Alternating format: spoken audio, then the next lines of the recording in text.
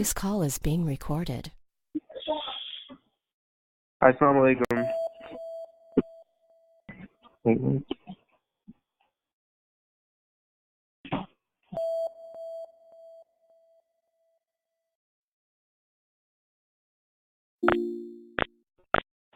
Assalamu alaikum. Walaikum salam. Welcome, brothers and sisters, to the Nation of Islam, Allah's Temple number 1, and the War of Christ. I am opening this meeting in the name of Allah, who appeared and is in the person of Master Farad Muhammad. Assalamu alaikum. And with the Farad prayer. Surely I have turned myself, being a bride to him who originated the heavens and the earth, and I am not of the polytheists. Surely my prayers, my sacrifices, my life, and my death are all for Allah, the Lord of the worlds. No associate has he, and this am I commanded, and I am of those who submit. O Allah, thou art the King, there is no God but thee. Thou art my Lord, and I am thy servant. I have been unjust to myself, and I confess my faults. So grant me protection against all my faults, for none grants protection against faults but thee. And guide me to the best of morals, for none guides to the best of them but thee, and turns away from me the evil morals but thee. Amen. Tonight we are continuing with our reading of Message to the Black Man in America by the Most Honorable Elijah Muhammad, and the order will go as follows.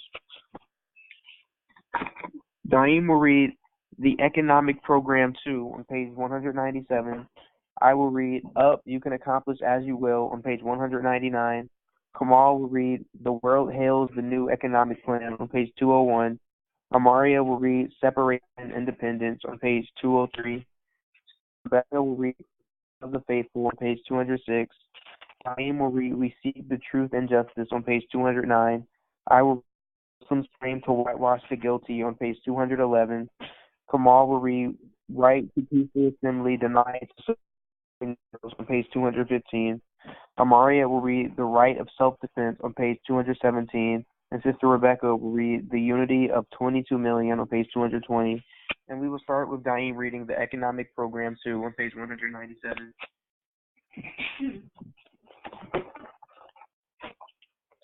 This is Minister Daim of the Nation of Islam, Allah Simple number 1. The Economic Program Part 2. As I noted previously, on matters of economics, there is entirely too much distrust among us. We trust everyone but ourselves. We therefore have to build or produce trust in ourselves in order to do something for self and kind. We cannot depend upon the white man to continue to care for us and build a future of good for us and our children. We can see every hour and every day how the white man's world is narrowing and how his time is growing shorter. This narrowing of his world power teaches us that we must strike out for ourselves or be left behind helpless and without a future. If you would accept Allah for your God and his religion Islam, which means entire submission to his will, it would produce quality leadership that you could trust, a leadership capable and willing with a heart of love for one's people. Christianity has never been able to produce the right leadership for our people, and never will. It is disheartening to a wise leader of the so-called American Negro to see how foolish he has been made to think and act. The black man in America, as well as the black man abroad, has never been able to provide good leadership for himself under Christianity, because Christianity is not the true religion of God. It is a division of religions and uses a division of God, which makes it impossible to establish true love and unity of brotherhood.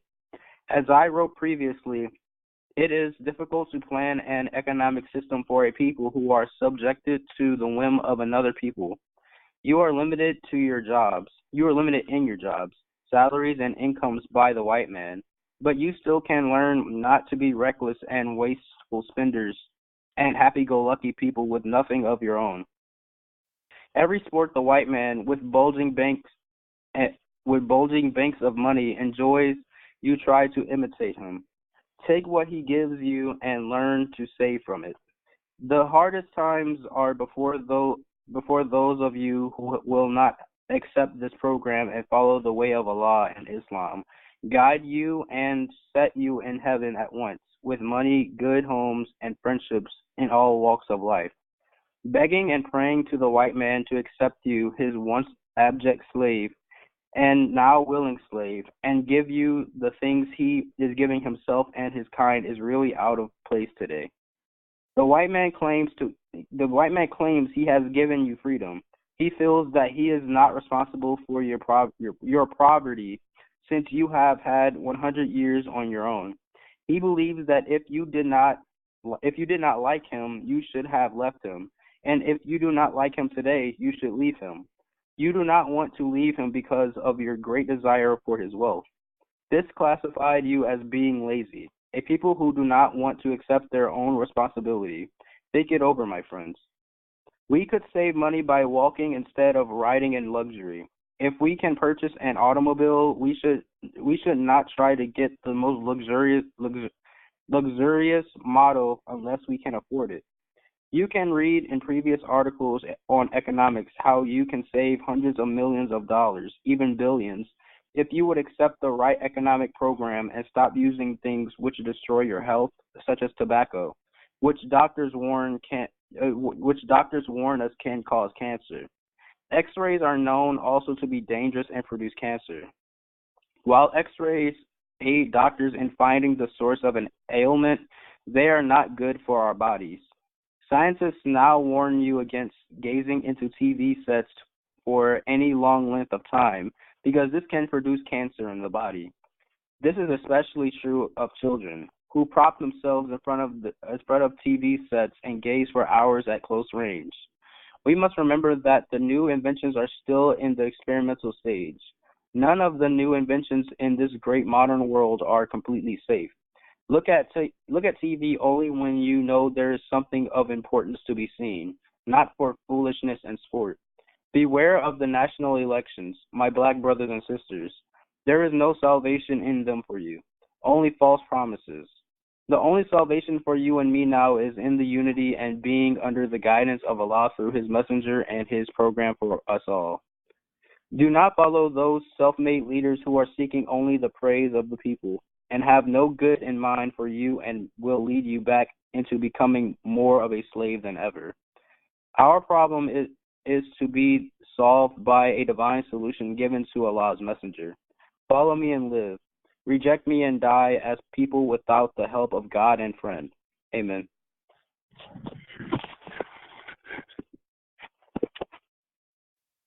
This is Minister Rafiq of the Nation of Islam, Allah's Temple number 1. Up, you can accomplish as you will. I am asking that we, the whole nation, sacrifice for the next 3 years, and when we get enough in our bank, we will put it to work to make more money. We do not mean to let it lie idly for 3 years. We could invest it in anything to help the nation improve our economic condition. Heretofore, our distrust in each other has kept us down. We have to trust each other as other nations trust each other in order to do something constructive for the original black people of this country. We would like to raise at least $500 million in the next 3 years.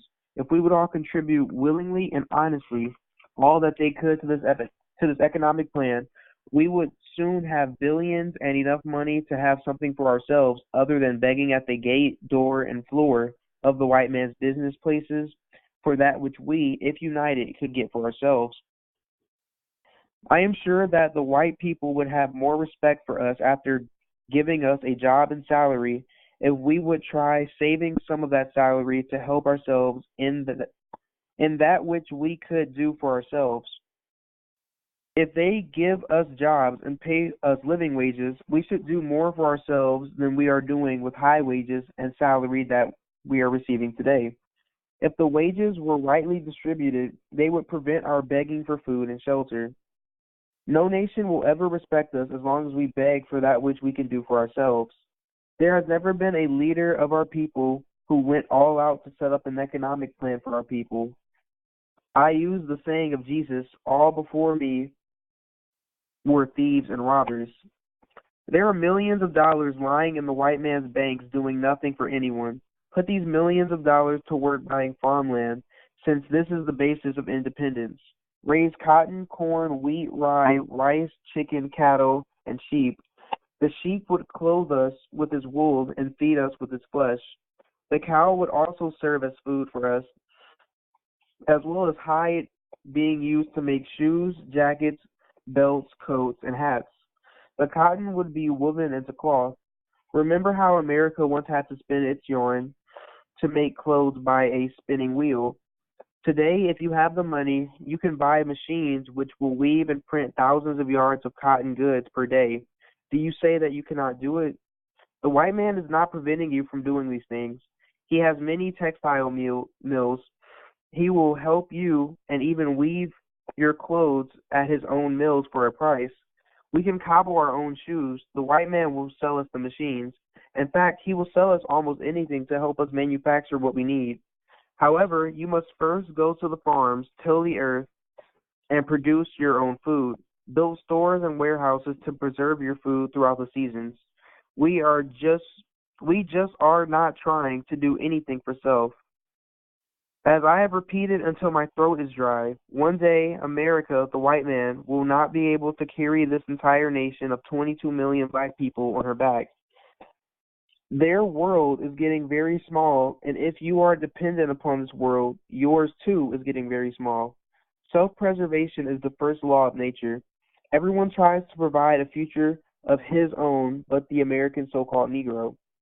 Turn your millions of dollars over to our national 3-year economic savings plan, and I will show you how you can do all of these things overnight and be a happy people right here in America.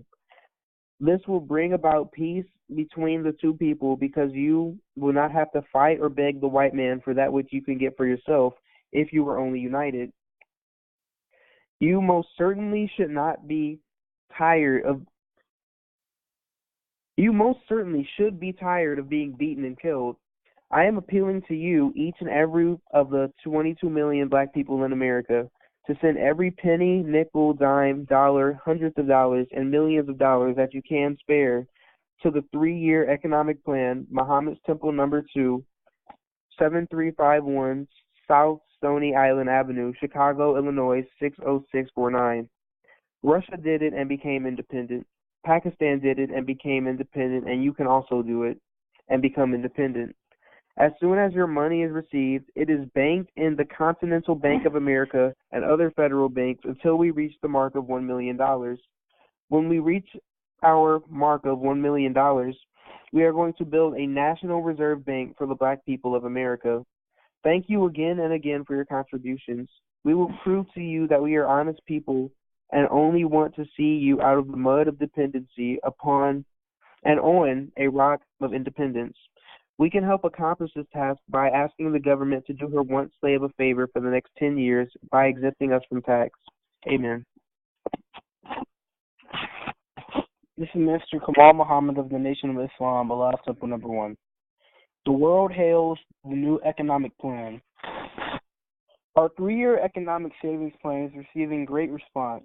Those able to give who are giving far more than I expected, and this includes all of the Muslims. Those unable to give are in sympathy with our cause. We thank and praise Allah for His coming and blessing those who have neglected their duty to Allah Himself because of ignorance and fear of those who put fear in us and prevent us from uniting for a common cause.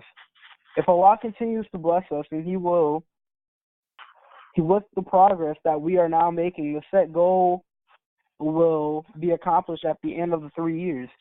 We, the Muslims, have responded nearly 100% for the past month. The savings plan is intended for all of our people in America who are from slave parents. It was not meant solely for the Muslims, but for the entire 22 million of our kind. Let it be remembered that what is good for the Muslims is good for all of our people here in America, because you are the ones we are trying to reach with good. A national savings plan for us, 22 million original black people, is one of the greatest steps towards financial help against poverty ever set before us since our so-called 100 years of freedom from slavery. The black man or woman refusing to give our 3-year saving plan credit as mentioned above and who will not contribute to it cannot be considered a man or a woman who wants to see his or her people out of the chains of suffering. We can do nothing constructive until we unite in a constructive plan for the entire 22 million of our people here in America. Jealousy, envy, and suspicion and against good planning for us will always keep us down as a nation and will always keep us serving the God of poverty and want. If our forefathers had the power of life to speak from their graves, they would condemn you for wasting your time and life after being freed and not availing yourself of this freedom. They were forced into slavery against their will, but you are now forcing yourself to remain in slavery by trying to force the white man to allow you to remain with him and provide for you, as he has always done. You must admit that white America envies the success and prosperity coming to us, especially the poor devils in the South. This is why they will not give us an equal chance with them in that which will bring us progress and success. Since that is true, I am appealing to you to seek separation from such people on some of this earth that we can call our own, away from a people who openly show and tell you that they hate you and any or all good that may come to you. Join us, the Muslims, and our program for a united black nation so that we may free ourselves from oppressors with whom we cannot get along in peace. Spend only when it is a must and contribute all you can to this 3-year economic plan. We will not, however, be responsible for contributions given or sent other than directly to the 3-year economic savings plan, Temple number 27351 South Stony Island Avenue, Chicago, Illinois 60649. Amen. This is Master Amari Muhammad of the Nation of Islam, Allah number 1. Separation, independence. With the right understanding and with the business community, we can turn the great flow of millions of dollars that leave black communities and go into the hands of the white businessmen back into the pockets of the poor black men and women who benefit this most by it. How can we do this? First, we must stop being so foolish as to spend our few hard-earned dollars with the rich of this land. Those of us who are wealthy or rich should help set up independent businesses, which our people need and which could add wealth to our communities. With such cooperation, our own businessmen could actually help lower prices and provide employment for the multitude of the unemployed.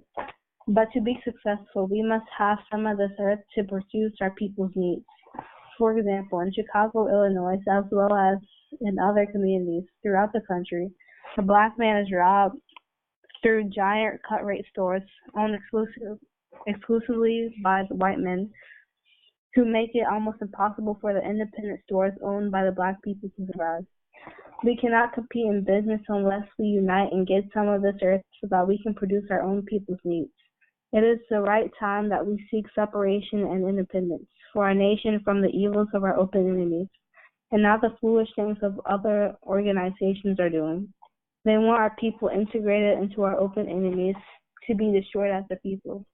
They see that recognition, which demands better qualifications, education, the knowledge of self and others, manners and self-respect and the respect of others. But our people just do not have these qualifications until they first come to Islam and bear witness to what Allah God has revealed to me. No intelligent and refined society will accept us until we have the above-stated qualifications. We, the one slaves, have grown to be a nation of 20 million, or more in a nation that enslaved our fathers, and to this day has deprived us of equal justice under their own laws.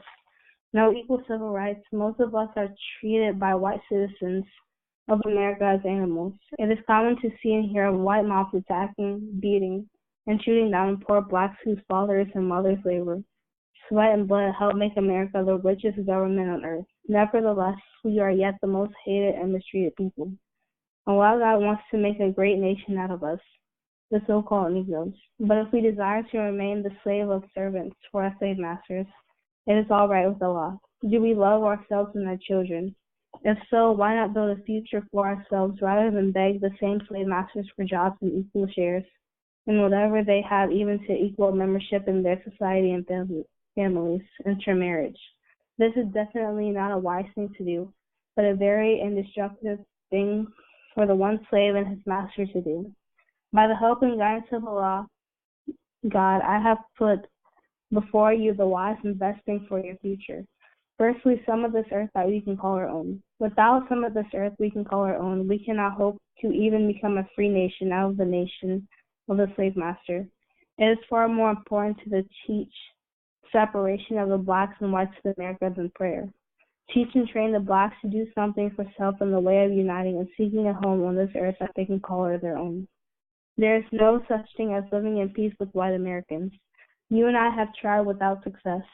Look what white Americans did to my followers in Los Angeles, California on April 27, 1962. They know that we, the Muslims, are peaceful people and do not carry arms. But the heartless enemy devils care not for peace. They were created and made to hate peace. Night and day they are out seeking a chance to beat and kill you, while at the same time you are out seeking to show them how much you love them. A very foolish people you are. How can anyone other than you, the so-called Negro, swallow an open enemy? Amen.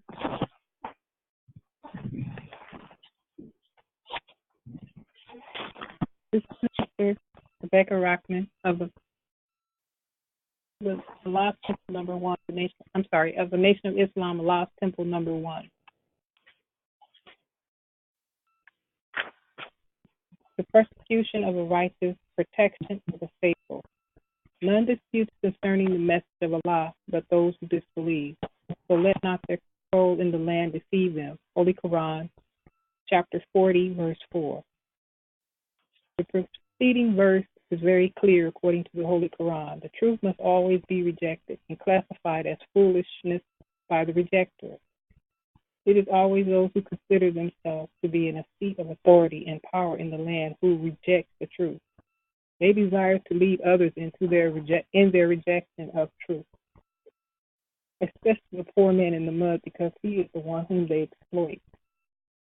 Their rejective behavior is similar to that of the people in the land of America today. The white man is in control, and he seeks to deceive the so-called Negroes just as Pharaoh deceived the Israelites. Pharaoh had control and power over Egypt. He made a mockery of Moses, saying that Moses could not speak plainly, and he criticized Allah's offer to Israel. Pharaoh did not give the Israelites that promised land of milk and honey, fertility and riches.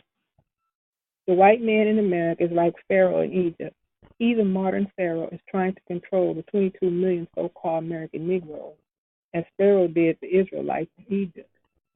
The white man's control over the so-called Negroes makes them helpless in trying to follow Allah and his servants into a land they call their own, and where they can rule themselves as other nations are doing. The so-called Negroes are deceived in thinking that their future in America will be a great one. They should accept their own Islam and try to do something for themselves as other nations are doing on land they can call their own. They have intelligence but do not have the desire to do for themselves. Consequently, the white man of America is helping them to continue to have such foolish desires. He wants to keep the so-called Negroes looking up to the white America for what he wants.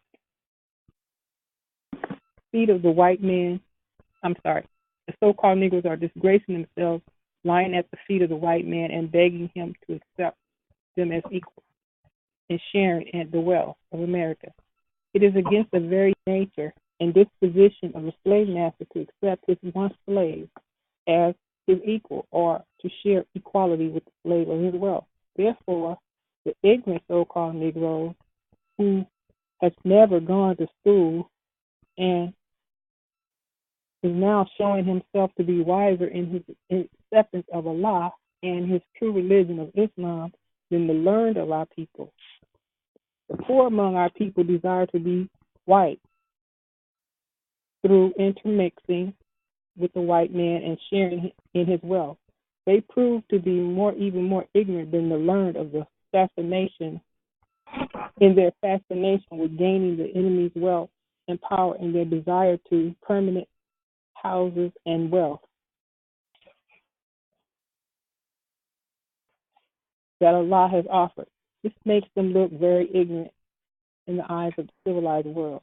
What is going on in the South against our people is their own fault, since they have heard the truth. The so-called Negroes have gone back to the slave masters who said they were free 100 years ago. As a result, They are beaten, trampled, attacked by police dogs as though they were again living 300 years ago under slavery. These incidents only occur because our people great love for the desire to remain under their slave masters' children.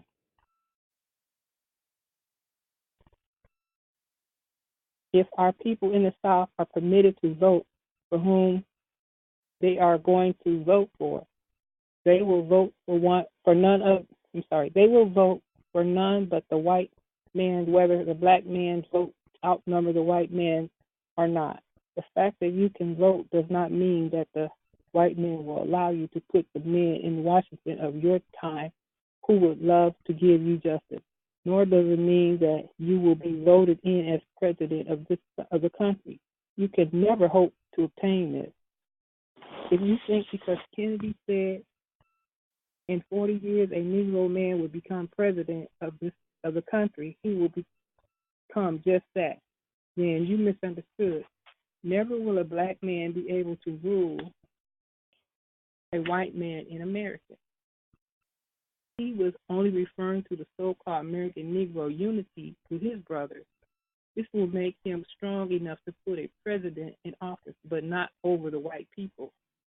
40 years from now, there may not be a white man in the Western Hemisphere, in addition to the president, is aware of the shameful humiliation and disgraceful acts of our people trying to be recognized and justified in the South as an equal of the white man. This is due to the poor leadership of our people. The leaders do not know that this is the time of separation and not the time of integration. The time for us to separate has come. The God of justice is bringing this about himself by making us see the enemy clearly as he really is. It is Allah who taught me that this is a race of devils, and those of you who think yourselves to be theologians know they are a race of devils according to the scriptures. Some of you may argue that you do not believe the scriptures where they teach that the knowledge of a race of people, but this is written in both the Holy Quran and Bible several times. You will be punished for ignoring this truth as it were the Israelites. They were in love with the Egyptians who were jealous and envious of Moses. The wisdom of Jehovah was communicated through Moses to the Israelites. The Egyptian opposed Moses, and Allah became angry, as the Bible teaches you. He therefore sent fiery and angry serpents to fight and kill those who were rebelling against Moses' leadership. So it is with you today. Before them, the people of Noah and the parties after them rejected prophets, and every nation proposed against us messengers to destroy him, and disputed by means of falsehood to render null thereby the truth. So I see them now. How terrible was then my retribution. Holy Quran, chapter 40, verse 5. The fifth verse is a warning to us today. It speaks of a people God has marked for destruction. Your actions are the same as disbelievers before you. They made mockery of Allah's messenger and designed plans against him. They plan to destroy him just as the present-day disbelievers plan against my life. They desire to destroy me, the present messenger. How terrible was Allah's disapproval of their action against his messenger. So it is today. Amen.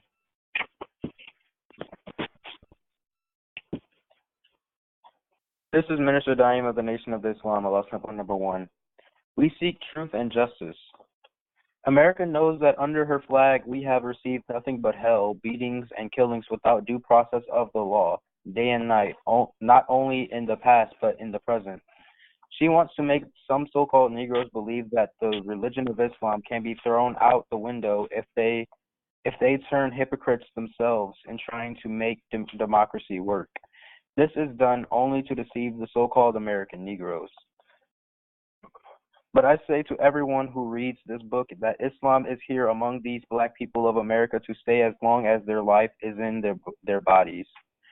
The God of Islam, Allah, is with me and will back me and others who are working hard to deliver people from such an evil and merciless race of devils. What glory and honor does a so-called Negro get under the stars and stripes? No honor, no glory, only hell. We have proof of this by their so-called courts of justice. There is no justice for you, and this America knows. She would like to hurt every one of you and make you like it. It pleases her to do you evil, but not us Muslims. We will declare the truth and die for it. Thanks to Allah for removing fear from us. And I pray He puts it in them, and they may fear and tremble every day until they are taken out of the way. The Monroe, Louisiana Southern courts, with their Southern judges of hatred, are thirsty to take their own law of justice, twist it up, and throw it back upon the shelf. And when they look, they see a poor, innocent, so-called Negro begging for justice, as his grandparents and their grandparents before, as far back as 400 years ago, who received nothing but the spitting of anger and threats of murder from the judges throughout the courts of America. Just to mention justice for a so-called Negro in the South is an insult to the judge, who is supposed to be the judge of right and wrong between the state and opposing attorneys. He becomes a more vicious enemy against the poor so-called Negro than the prosecuting attorney when he sees a so-called Negro before him. The so-called Negroes do not have justice under the law, not only in the South, but anywhere in America. As I plainly stated in Washington, D.C., in 1959, in the Uline area, before 10,000 people, everything has failed us as far as justice is concerned. The Justice Department in Washington, the churches, the priests, and the preachers have all failed the so-called Negroes. We, the Muslims, were and are still being persecuted in Monroe, Louisiana, and throughout North America for what we teach of these two flags, Islamic and American, and especially because of the following words that you will find on a blackboard in most of our regular meetings. Which flag will survive the war of Armageddon? Armageddon is the final war of judgment and separation of the righteous from the wicked, of which I am sent to teach. This is a question that is asked the mentally dead of my people in America, the so-called Negroes. This question is to show the answer that he fully agrees that the sun, moon, and stars will survive the cross, or the flag of America known as the Stars and Stripes. Everyone who is asked this question answers that the crescent will survive America's flag and the emblem of Christianity, which is the cross. A fool knows that the sun, moon, and stars will survive any nation. Then comes the next question. Since you believe that the crest will survive, why not accept Islam and the flag and crescent emblem, which represents the sun, moon, and the stars? We are doing work that is well known among all of the learned whites and blacks. The resurrecting of the mentally dead so-called Negroes to give them divine knowledge of self, of Allah, God, and of the devil. In the past, we have been taught that God and the devil were something other than human, while the truth from Almighty God, Allah, who is now among us in person, makes it clear that these two characters are human beings. I am not referring to the wise who already know these things, but to the ignorant and foolish. If you read your Bible for understanding of the reality of God and the devil, you also will agree that they are human beings and not spirits or non-existent beings. They exist. I have not the time or space to go into details. That it is a crime, or that these words, which one, meaning the American flag or the Islamic flag, will survive the war of Armageddon, or holy war, or the war to end wars, are considered a crime or a teaching to incite insurrection or revolution to take America by force, cannot be proven to be truth by anyone who may read this or may have attended one of our meetings. If Troy X. Cade is guilty of teaching insurrection against the government, then I am guilty because I am Troy's teacher. I would rather go to prison in place of Troy if this is the justice for the truth Allah gave Allah gave me.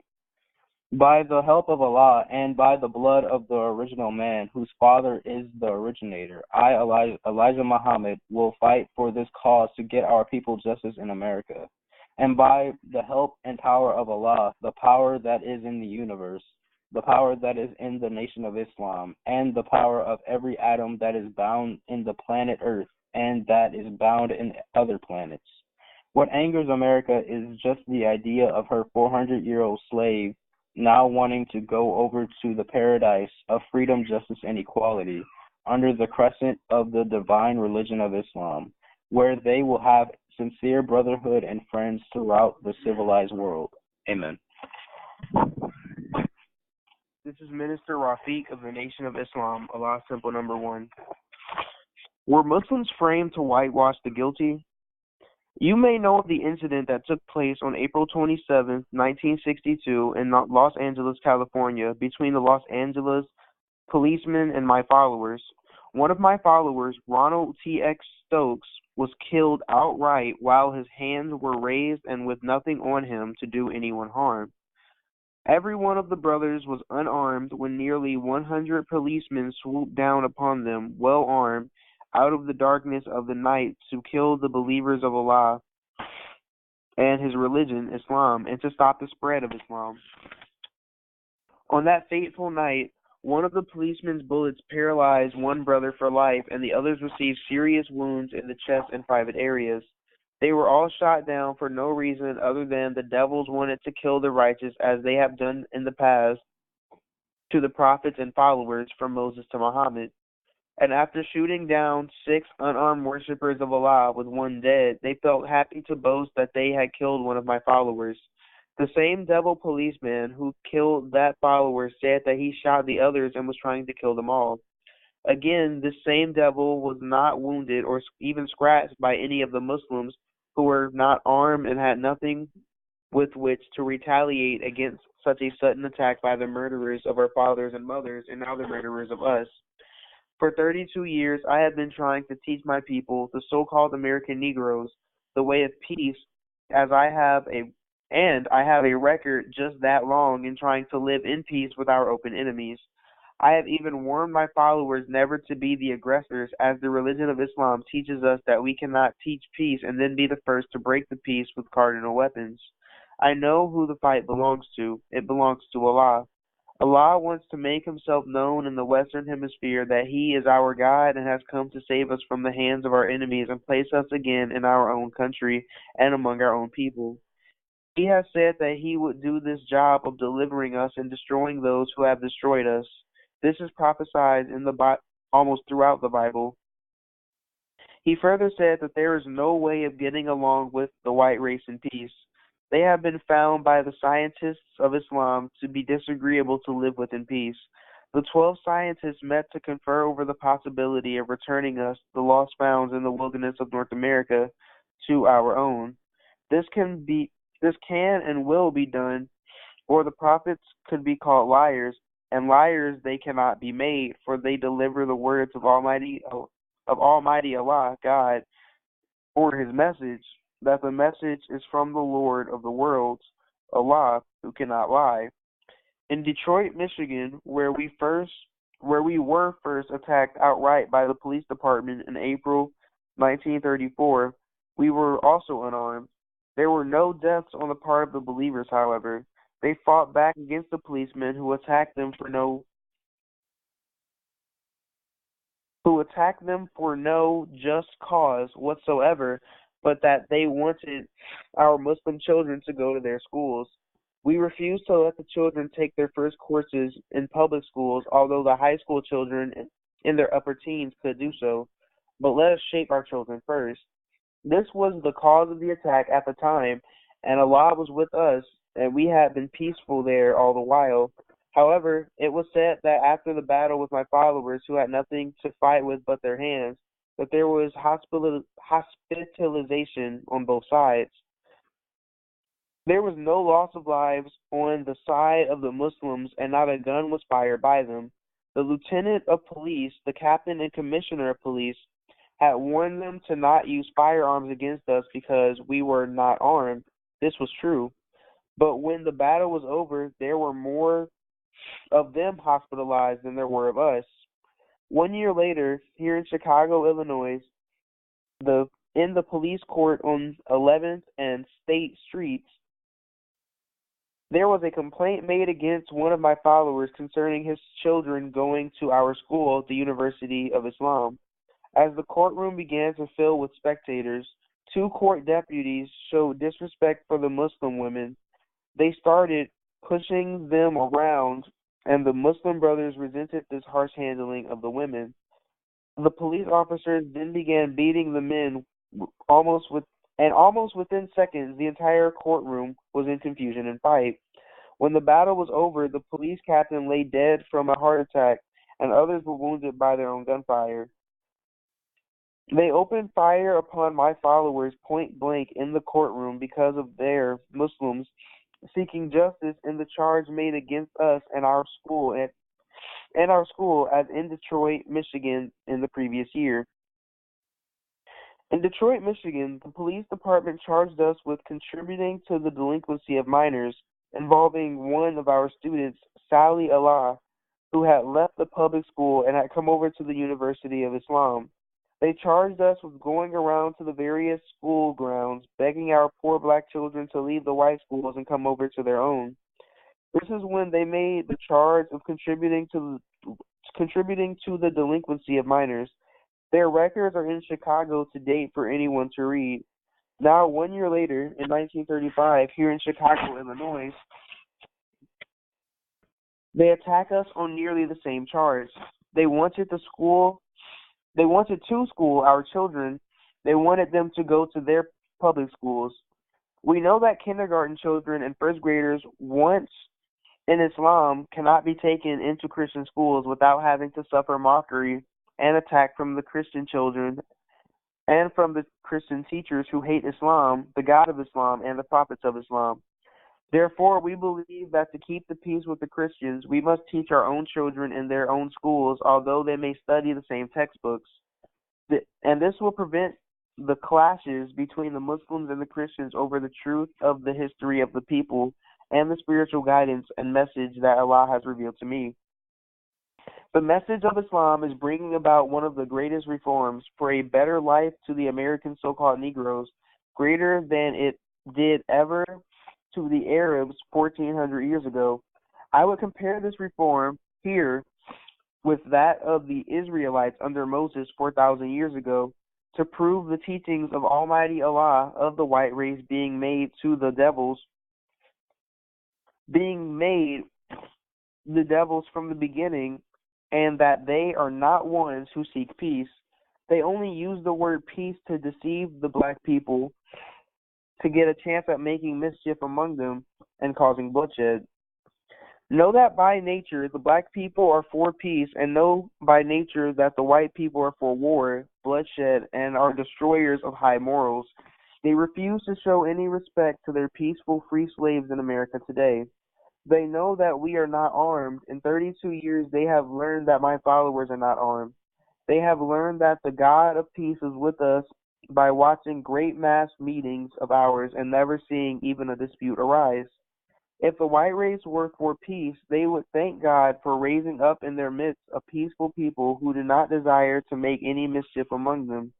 Here we have the NAACP, CORE, and other various organizations before our eyes who attempt to try achieving their aims of asking for freedom, justice, and equality with the slave master's children without weapons, without anything harmful. They lie down at the feet of the vicious, weakened, human-like beasts, only to be kicked and stamped upon, and have dogs sicked upon them to rip their flesh apart and poison them with rabid teeth. They have no respect for people who want to be at peace with them. They have no respect for the laws of justice. They have made trouble all over the world with people who were at peace among themselves until the white shadows of troublemakers spread out over them. We have history that they themselves have written of self, bearing witness to what I am teaching today. What must be done since we cannot get along with them in peace? Amen. This is Mr. Kamal Muhammad of the Nation of Islam, Allah Simple number 1. I'll be reading Right to Peaceful Assembly denied to the so-called American Negroes. Dear brothers, in the Nation of Islam, and especially my people here in America, where live the worst enemies of Islam and of the peace of the world, it should now be clear to you, after the attacks that have been made upon us and are still being made by the brutal American police forces with FBI harassment and persecution, that Allah has manifested the white race of America to be nothing but a race of devils. We are forbidden by Allah to carry weapons. It is well known that this is our rule. No armed person is to sit in our meetings, and because of this rule we have been successful in enjoying a peaceful assemblage wherever we have gone. But it has again been made clear by the hostile act of the Flint, Michigan Police Department against our peaceful assemblage. The devils do not respect anyone's peace. Because of this, we shall never again permit white people to sit in our meeting armed or unarmed. This does not include the Turkish people, Chinese, Japanese, Filipinos, those of Pakistan, Arabs, Latin Americans, Egyptians, and those of other Asiatic Muslims and non-Muslim nations. All black Americans or non-whites are welcome to our mass meetings.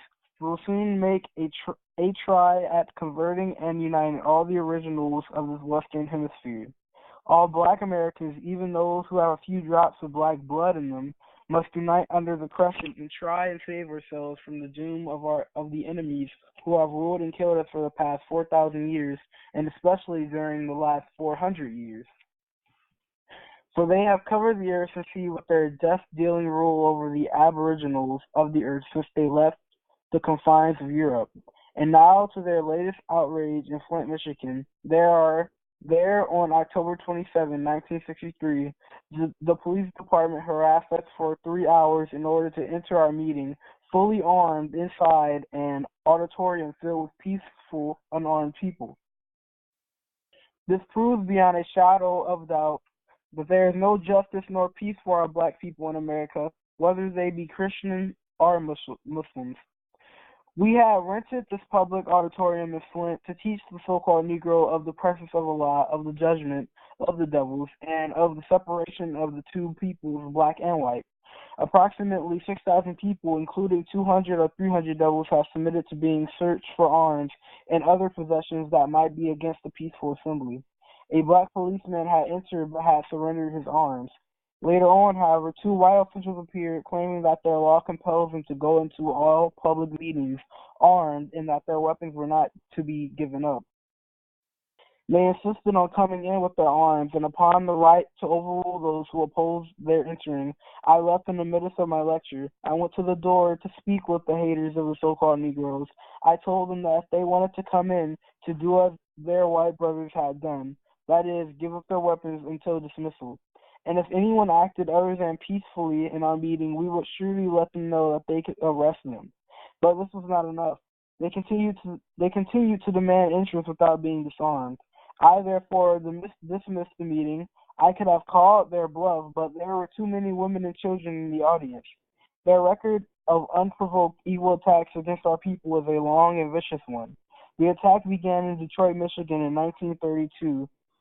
33 and 34, and from there to Chicago, Illinois, April 1935, and down to attack on and murder of the Muslims in Los Angeles, California, 1827-1962.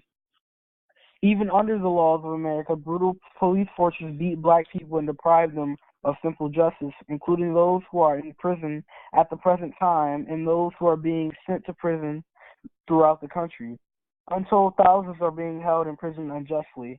Muslim prisoners are making court appeals against false charges in Monroe, Rochester, New Orleans, Attica, Dannemora, and Baton Rouge, Louisiana, and against unjust court rulings in upstate New York and Massachusetts.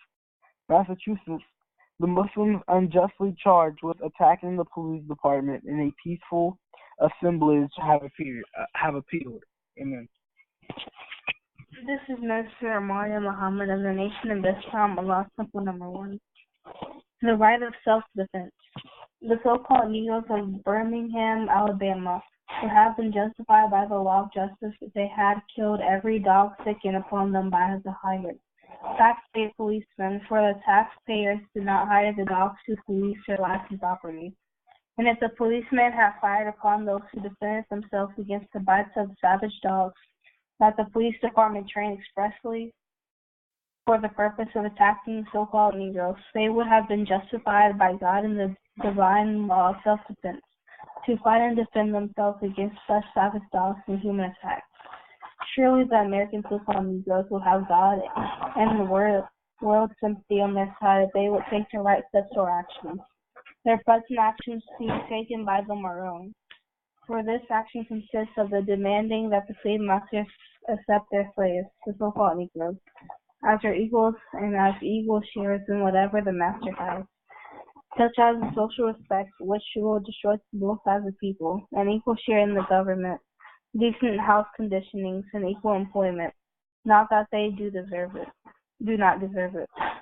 No master of anything can accept an unequal as his equal. This law of nature is divinely respected. If they, Martin Luther King and his followers, would accept the right way, which is the belief in Allah, God, and Islam as religion, and demand a place on this earth for 20 million or more people that they can call their own, I would demand that every one of my followers join forces in a minute. And if what they are asking for will be granted them, it will only be short-lived. Nothing permanent is in it for the so-called Negroes. It would be very foolish for a leader of 22 million one slaves to ask for temporary employment from their slave masters' children, who now use 22 million for sport. Taking dogs from the so-called Negroes was done only for sport to see the fine so-called Negroes run for their lives. But as soon as the so-called Negroes turned upon the dogs and policemen with stones, Washington, D.C. ordered the army to intervene, not to help with the so-called Negroes against the white Southerners, but to help the white devils against the so-called Negroes if they tried to defend themselves. But as long as the dogs and policemen were biting and clubbing back the so-called Negroes, it was all right. This clearly shows how much we are in dire need of unity. But the unity must be backed by a power superior to the power of our enemies. This power is in Allah and the nation of Islam, whose arms are outstretched if we will only accept them. It is ignorant to look for heaven from the devils, who only seek to take you to their doom. Hellfire. They, the reverend king and followers, want the rights that the Constitution offers to white citizens, but they are learning the hard way that the Constitution does not apply to the black slaves with respect to the right to vote. Certainly there is power in voting if there is justice for the so-called Negroes. But the crooked political machine of America can always keep the once slaves, free slaves, who prepares and teaches politics. Is it not the white man, the enemy of the so-called Negroes, who will the poor so-called Negroes vote for? Would it not be for a white man or a black man whom the white would back? We cannot hope for anything but more bloodshed at the polls and seeking justice from the crooked politicians. We are a nation in a nation. Why not use these 22 million people's power for their eternal salvation instead of temporary enjoyment with the same wicked people who murdered our people? Let us build our own political machine. Unite with me, and with the help of Allah, I will get you what you want, and I will know what you want, for I am your brother. It is now time that you and I take counsel. Of this grief you and I must suffer. All of these burdens we must bear. It is beyond comprehension that the American government, mistress of the seas, lord of the air, conqueror of the outer space, squire of the land, and prowler of the deep bottoms of the oceans, is unable to defend us from assault and murder on the streets of these concrete jungles. The lynchers live right next door, down the street, up the alley, yet they are not brought to justice. What sane man can deny that it is now time that you and I take counsel among ourselves to the end of finding justice for ourselves? When you stand up and speak a word in behalf of your own people, you are classified as a troublemaker. You are classified as a communist, as a race hater, as everything but good.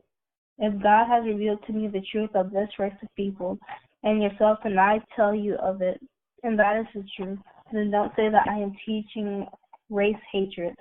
Just say I teach the truth. The message I bring is not for the cowards. Those of you who follow me must be ready to withstand the barbs and insults of those who come to investigate, pry, and claim that our ultimate aim is to undermine the American way of life. We have no such intentions in our cities, and our critics know it.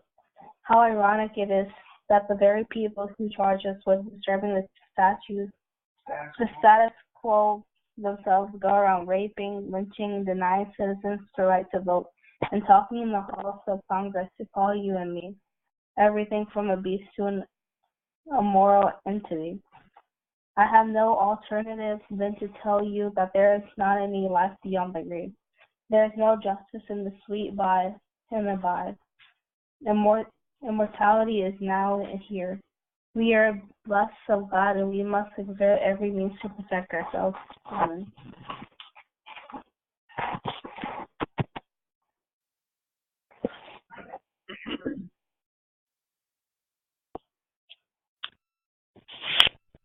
This is Minister Rebecca Rockman, the Nation of Islam, Allah's Temple number 1.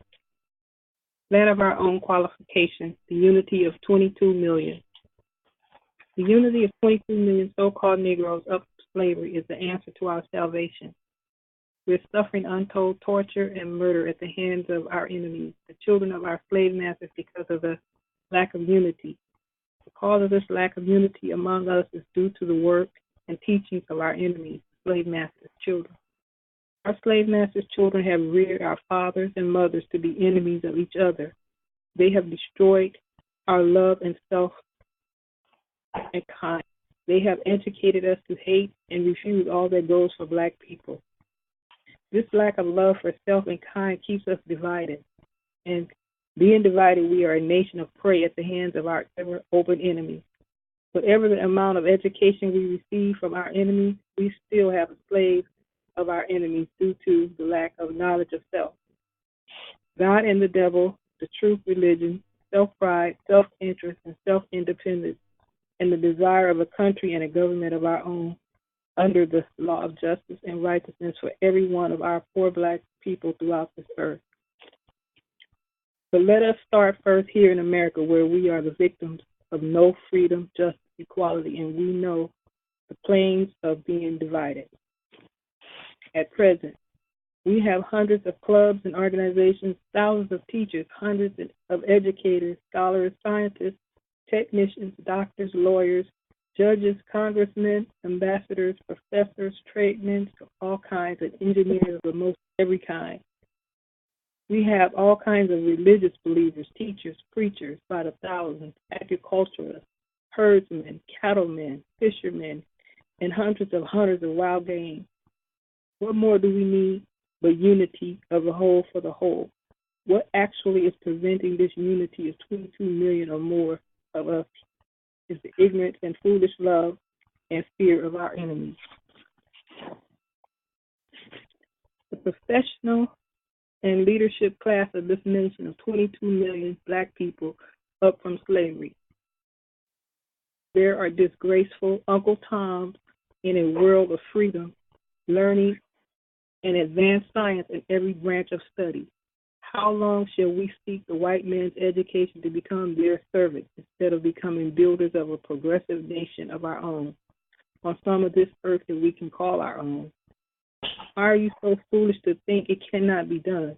I have Allah God and the world of righteousness on my side to accomplish this. There is no hope for us in Christianity. It is a religion organized by the enemies, the white race, of the black nation to enslave us to the white race rules. But our unity under the crescent with our Allah's guidance can help us anything we desire in the way of help in some of this earth that we can call our own. By the help of Allah, I have and I will still prove to you that Allah God has given me the only solution to our problems here under the race of merciless devils. If you can prove to me that you have a better solution for the future of our nation, I will bring my followers and myself and join you. And if the solution given to me from Almighty Allah is best, come you and your followers and join me. Amen. That concludes our reading of Message to the Black Man in America by the Most Honorable Elijah Muhammad. Our next reading will be on Sunday for our Sunday school, and the order will go as follows. Daim will read How Can We Unite on page 221. I will read Of Land and a Nation. Kamal will read A House of Our Own. Amaria will read Do We Have the Qualified Men and Women for Self-Government? And Sister Rebecca will read Separate and Be Saved. Do we have any questions before we close our Sunday school or comments? Yes, sir. Yes, sir. I enjoyed today's meeting, and I just want to thank everyone for their nice reading. Thank you, Sister Rebecca. You had a nice reading as well. I also want to say that in my health class, our coach had put in a video about the cafeteria lunches, and they get them shipped to them in a box, and they keep it in their freezer. And I didn't know that the sloppy Joe. I thought the sloppy Joe was beef, but the sloppy Joe on the little TV thing that my health coach showed me had said beef and pork. And also, when I used to eat the school lunch, I asked the manager of the lunch, the cafeteria, the manager of the cafeteria. I asked if it was pork or beef, like what kind of meat this is, and she said she doesn't even know. So I wouldn't recommend eating any cafeteria lunch at all. Amen. Yes, I also would like to say something in regards to that. I called Rice-A-Roni a couple of weeks ago, and I was questioning them on the ingredients in some of their Rice-A-Roni products. I was concerned about the cheese in one of the products, and the cheese said that it had gelatin in it. So I asked the man, I called this 800 number on the box, and asked him, was the gelatin of a plant form or was it from an animal form? And he acted as though he didn't know. And this is the number you call to get the answers for the questions that you want. But he didn't know, and he wanted me to give him my information, my phone number, my name, so that he can have someone from research call me back and tell me whether or not this was an animal or vegetable source. What I did was I told him, thank you, and I hung up. And I went online and I found out, if you want to find out if there's something in something, like the Son of Man is teaching us, you can go online. You can get a better understanding of what's in what. And that's what I did. And I found out that this was an animal rennet that's in the cheese. Most cheese has animal rennet in it, if it's not kosher. And I just wanted to say that. Thank you, Sister Rebecca. Yeah, thank you for saying, Sister Rebecca. Yes, sir. Wow. Do we have any other questions or comments? In the name of Allah, who appeared and is in the person of Master Farad Muhammad. Assalamu alaikum. Well, thank you. Salam. Been looking at events going on. Can everyone hear me clearly? Yes, sir. Yes, sir. I've been reading and looking at events going on around the world, and came across I sent you all various links this evening, but one of those links, a climate scientist said that 4/5, which I believe is 80%, if my numbers are correct. Is that right, Rafiq? Is 4/5 80%? Yes, sir. He said 4/5 or 80% of the cold Arctic air is gone from the planet over some time period. So near 80% of the cold Arctic air is gone, and so you have both poles are melting, and now the Himalayan mountain range in Asia, like near Tibet, in those places, the Himalayas are melting, and you got billions of people that depend on those waters flowing from those mountains, and those Himalayas are melting. And the Himalayan area is the third largest mass of ice behind the Arctic and the Antarctic on planet Earth. You understand? Yes, sir. So it's melting, and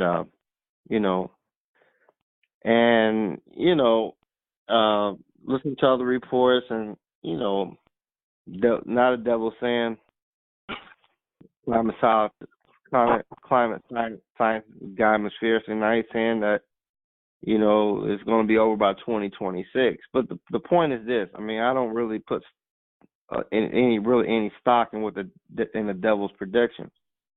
The point I'm making is this: the time is at hand. It could come at any time. We don't. If we remember the teachings of the Most Honorable Elijah Muhammad, we don't read in the teachings of them, or we don't hear or read in the teachings of Honorable Elijah Muhammad, or in the scripture that man died from the climate. Do you understand? Yes, sir. Yes, sir. We read in the Bible, the Holy Quran, and the teaching of Honorable Elijah Muhammad that ultimately the wicked were destroyed by the hand of God Himself, not climate change. So the point I'm making is this: yes, climate change is killing people and threatening the food supply and this kind of thing, and it's catastrophic.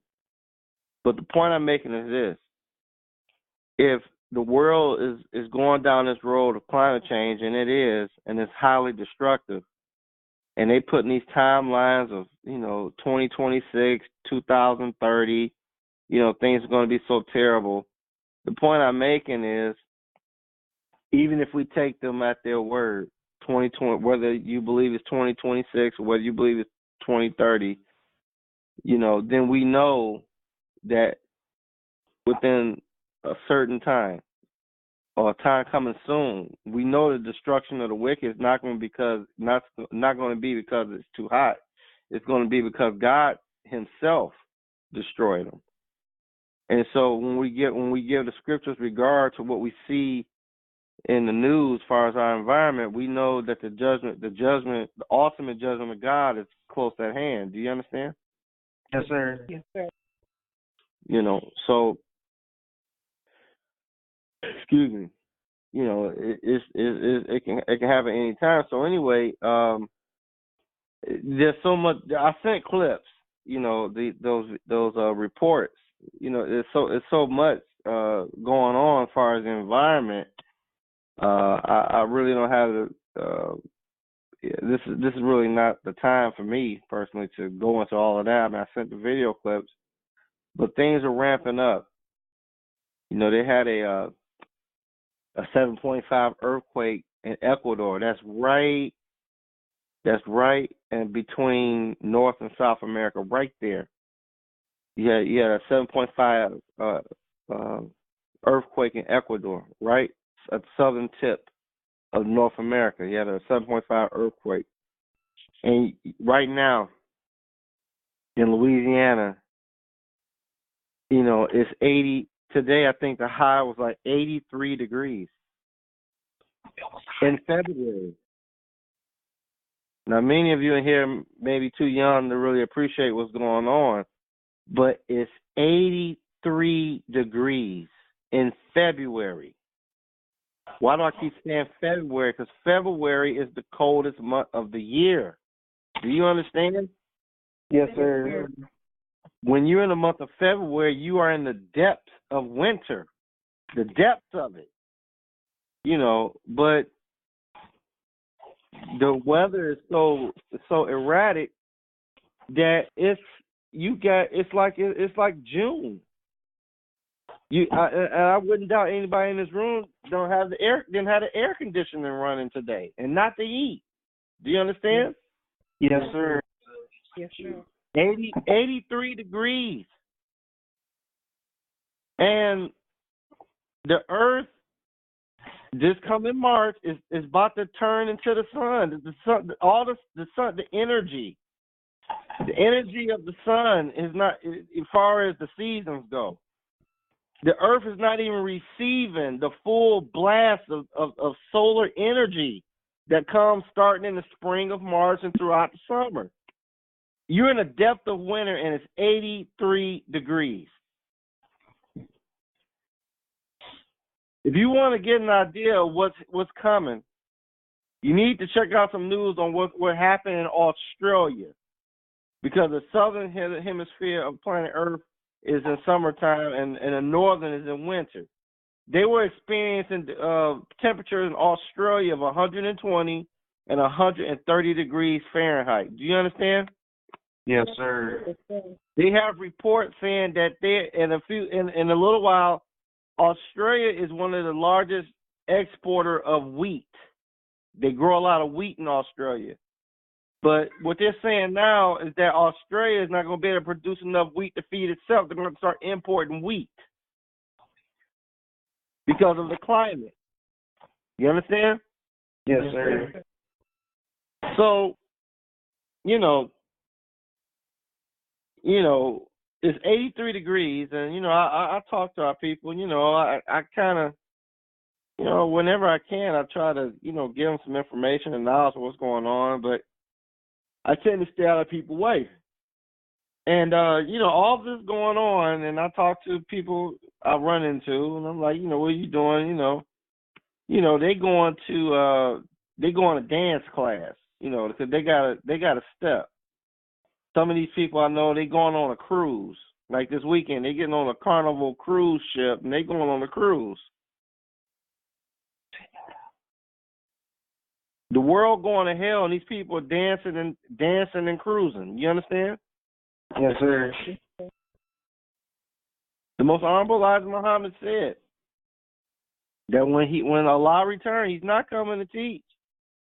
He's coming to gather all those that believed in that message that He gave to His messenger. And this message, at least on my part, has been repeated. And the people and the vast majority of the people are not hearing this message.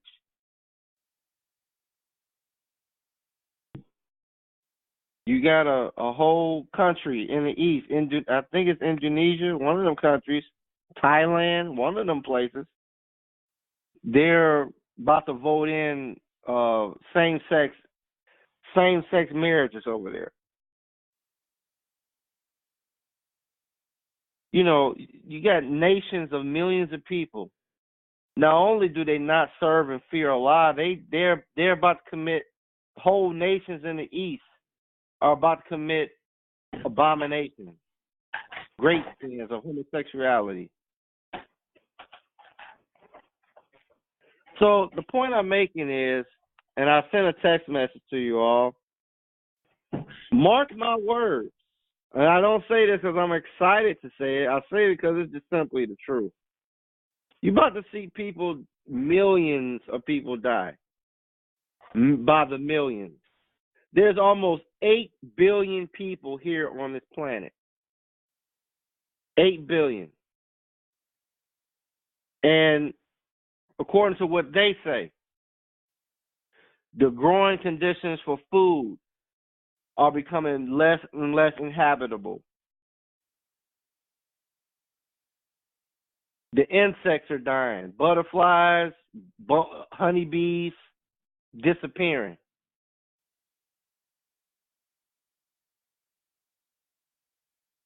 And you got 8 billion people on this planet. So what are you going to do when that ice finally melt in the Arctic? What are you going to do when the glaciers of the Himalayas melt and those rivers stop flowing in India. You know, the home of the Hindus that's been rebelling against Allah for 35,000 years. Now, you talk about somebody that's about to get the full force of Allah's wrath, it's them Hindus. And you got millions of them over there. Do you understand?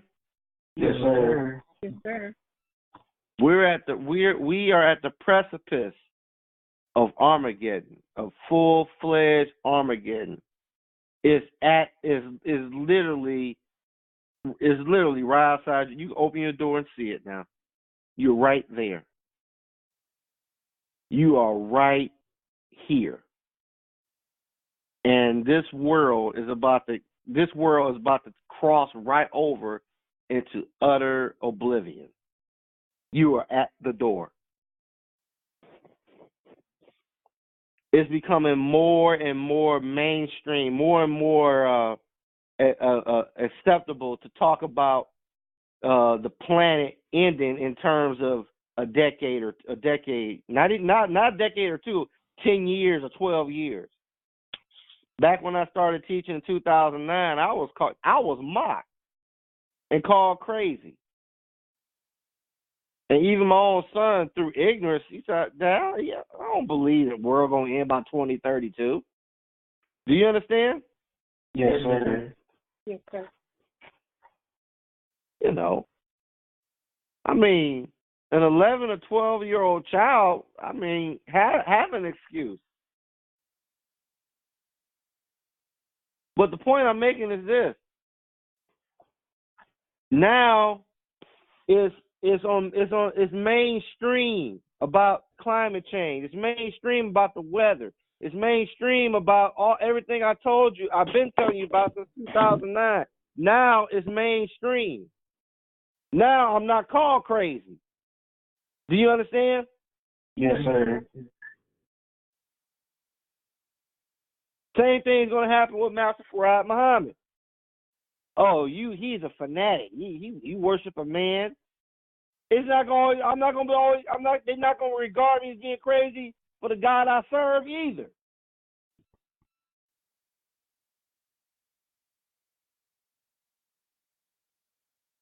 That's Master Farad Muhammad is gonna become very mainstream. Do you understand? Yes, sir. The Bible in the book of Isaiah tells you and me that when the prophet seen the Lord in the end of time during the judgment, the prophet said that his clothes was red. He thought he was wearing a red suit, but the suit wasn't red. The Lord was covered in blood. Do you understand? Yes, sir. Why? There are 8 billion people here on this planet. 8 billion. And you about to see people dying by the hundreds of, that's a lot of blood that's about to be shed. Do you understand? Yes, sir. Allah not about to go around planet Earth knocking on people's doors, arguing and discussing this thing with you. He ain't about to do that. He ain't about to talk to nobody. He ain't coming back to teach. Do you understand? Yes, sir. The only thing that's going to come knocking at your door is a tsunami. The only thing that's coming to knock at your door is an earthquake, hurricane, destruction. Death is about to come knocking at your door. He's not about to go back and forth with you on this. Them Hindus been warned for 35,000 years to serve Allah, and they have been ignoring that correction. And they about to get it in the East.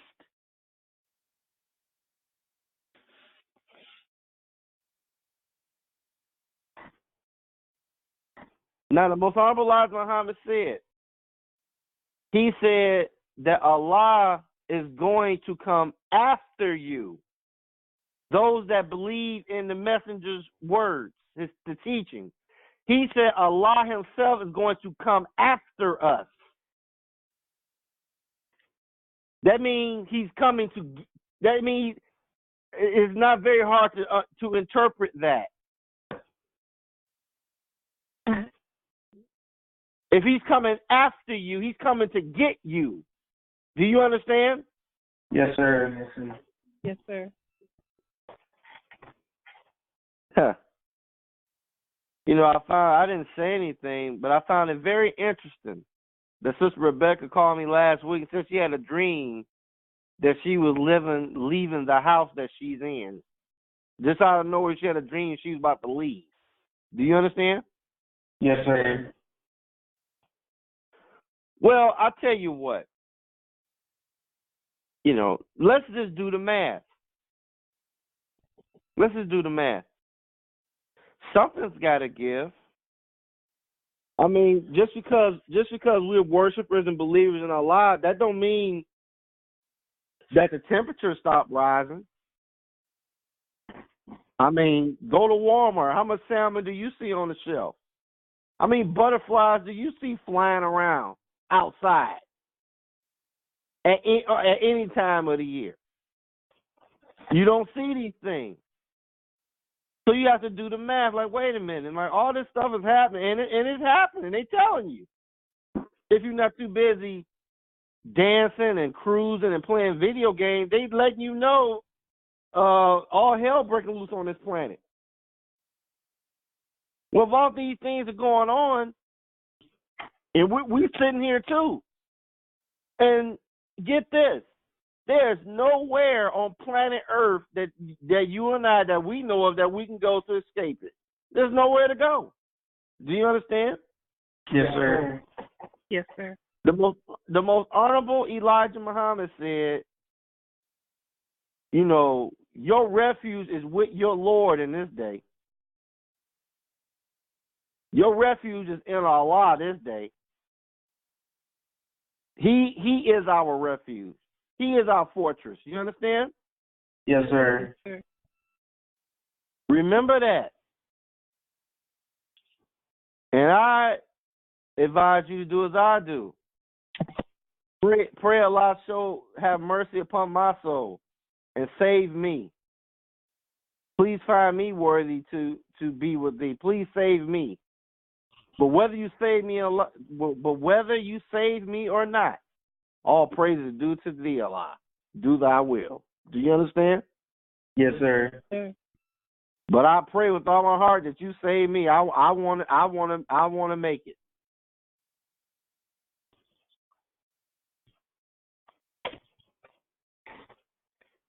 Those clips that I sent to your phone, your prospective phones, you need to look at them. You need to sit and look at what's going on.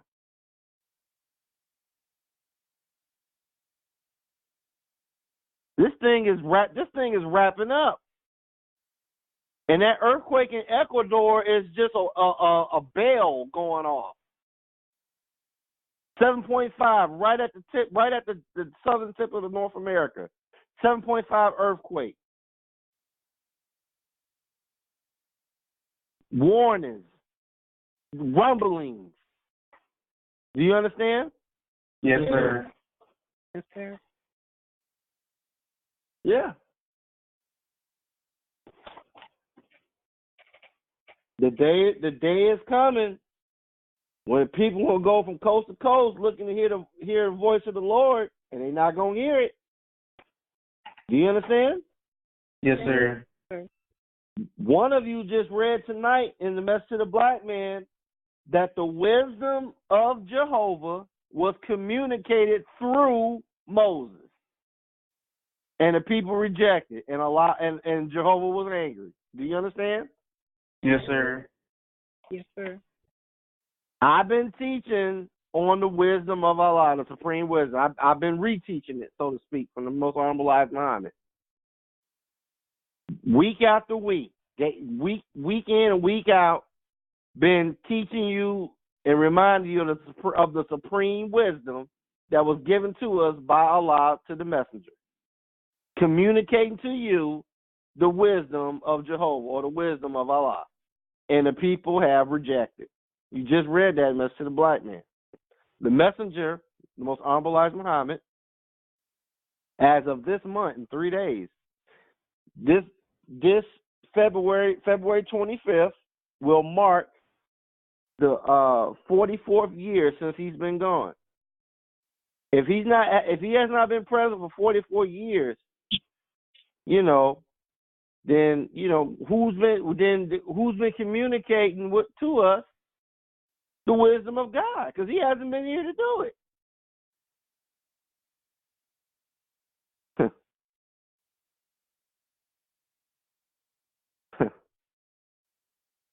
I remember, I'm gonna say this and I'm gonna go. I remember before everything went left on me, so to speak. Before things got real interesting in my life, as far as what I do now, as far as teaching and that kind of thing. I remember being at my mother-in-law's house in Allison or Baton Rouge. You know, I think my children may have been in the back or whatever. But I remember my ex-wife, you know, she cooked some bean soup. So I remember sitting in the kitchen. I was by myself. You know, everybody was at the house. I think they were watching TV or doing whatever everybody was doing. But I remember being in the kitchen eating a bowl of bean soup that my ex-wife had cooked.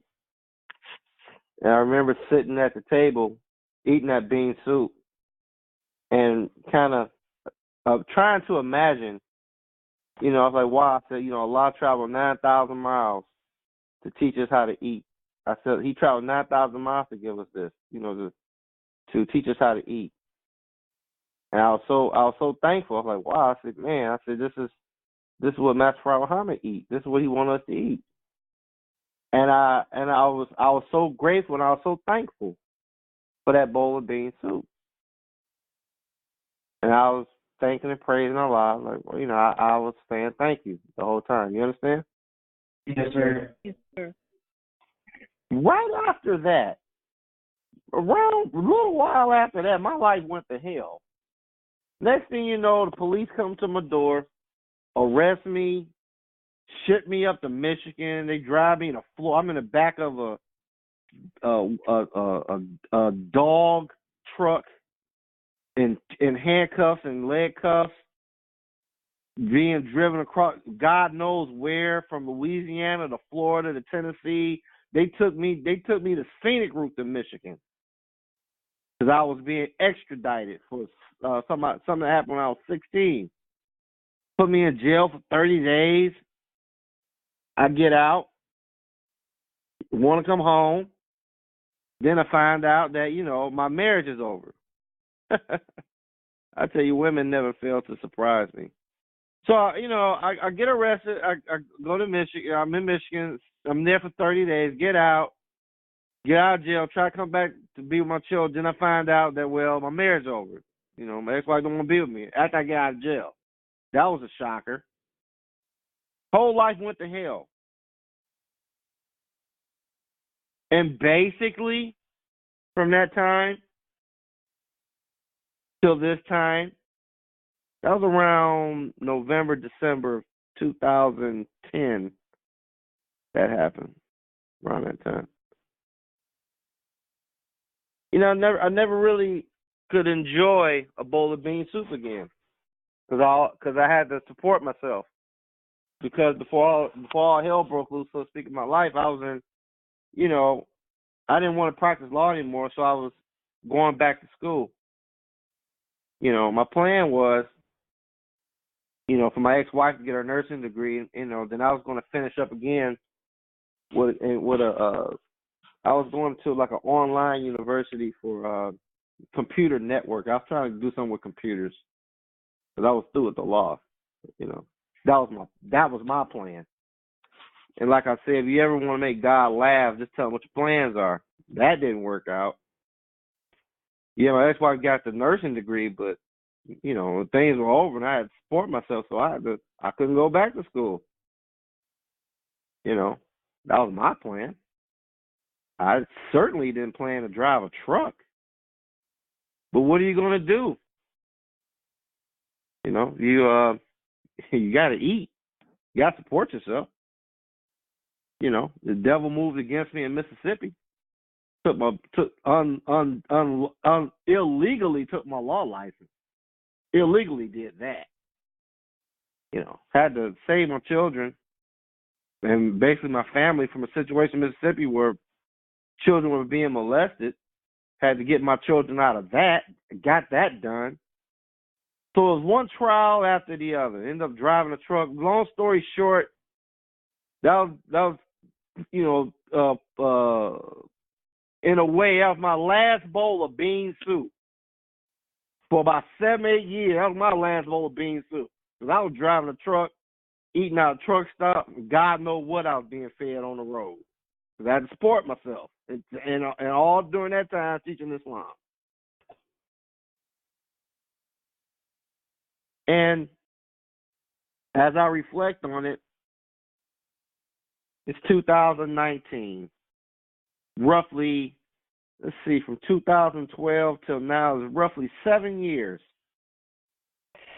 After 7 years of this, I was finally able to, support myself and get in a position where I can finally eat a bowl of bean soup on a regular basis.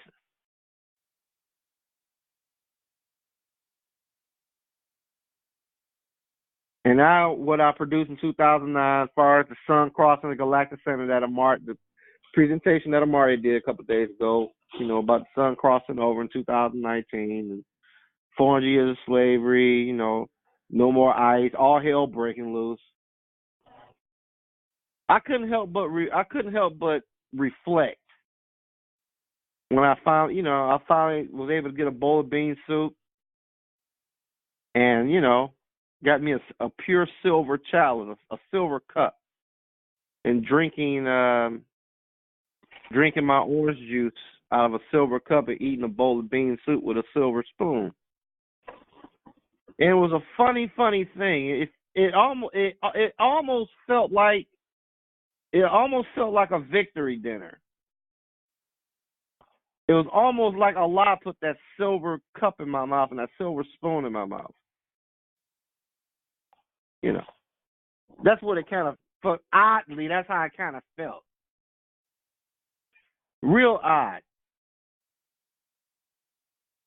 The point is, we do the will of Allah no matter how easy it is or how hard it is, or we perceive it to be hard. We serve Allah regardless. Do you understand? Yes, sir. Yes, sir.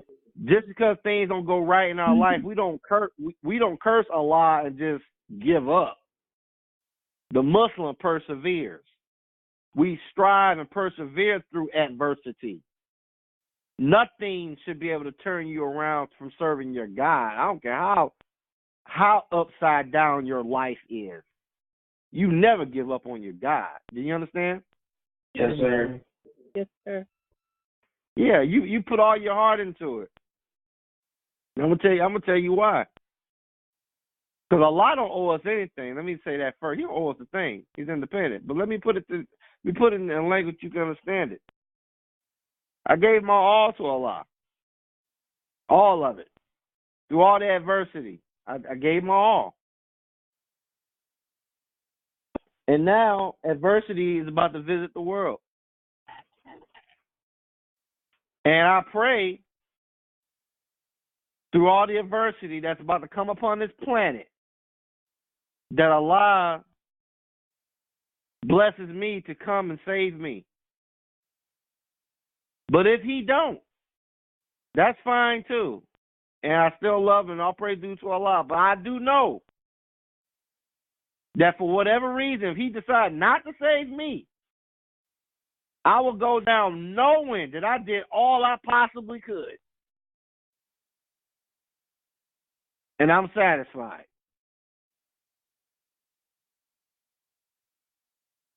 And I'm at peace. I did all I could.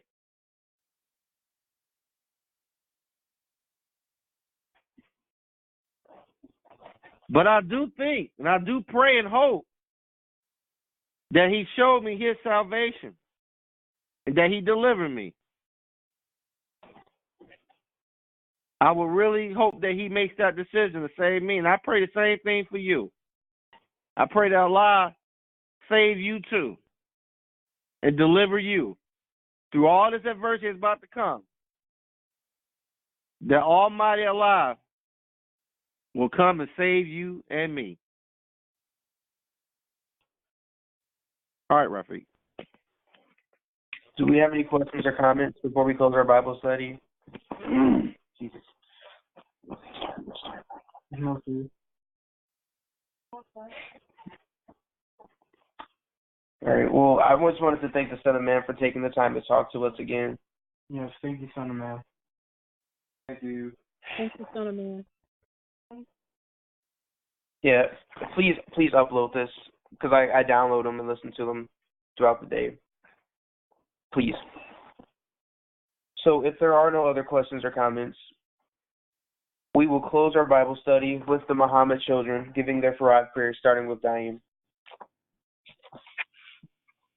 Surely I have turned myself being upright to him who originated the heavens and the earth, and I am not of the polytheists. Surely my prayer, my sacrifice, my life, and my death are all for Allah, Lord of the worlds. No associate has he, and this am I commanded, and I am of those who submit. O Allah, thou art the King, there is no God but thee. Thou art my Lord, and I am thy servant. I have been unjust to myself, and I confess my faults. So grant me protection against all my faults, for none grants protection against faults but thee. And guide me to the best of morals, for none guides to the best of them but thee. And turns away from me the evil morals but thee. Amen. Surely I have turned myself, being upright to him who originated the heavens and the earth, and I am not of the polytheist. Surely my prayers, my sacrifices, my life and my death are all for Allah, the Lord of the worlds. No associate has me, and this am I commanded, and I am of those who submit. O Allah, thou art the King, there is no God but thee. Thou art my Lord, and I am thy servant. I have been unjust to myself, and I confess my faults. So grant me protection against all my faults, for none grants protection against faults but thee. And guides me to the best of morals. For none guides to the best of them but thee, and turns away from me the evil morals but thee. Amen.